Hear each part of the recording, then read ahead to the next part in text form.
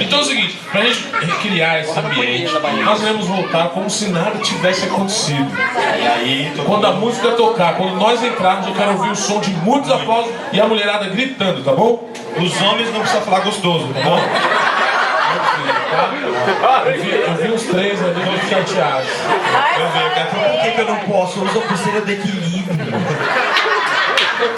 Pra que serve a pulseira do equilíbrio, Rosa? Grita aí depois, Pra combinar com Crocs. Não sei, vamos lá.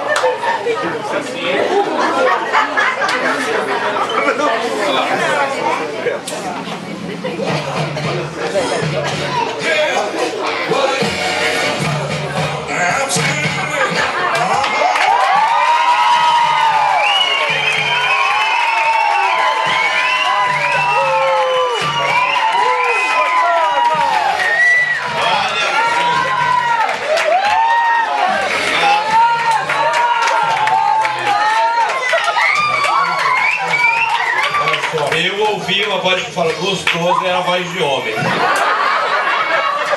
Vou comer. Pô, se eu tô do outro lado do mundo, eu como o que eu quiser. Robson? Sempre bom começar a noite assim com aplausos espontâneos, Isso, é né? muito bom. É muito bom. Então, o aplauso é extremamente importante. Para quem não sabe, o aplauso é extremamente importante para o artista. Muito. Há quem diga que o ator sobrevive do aplauso.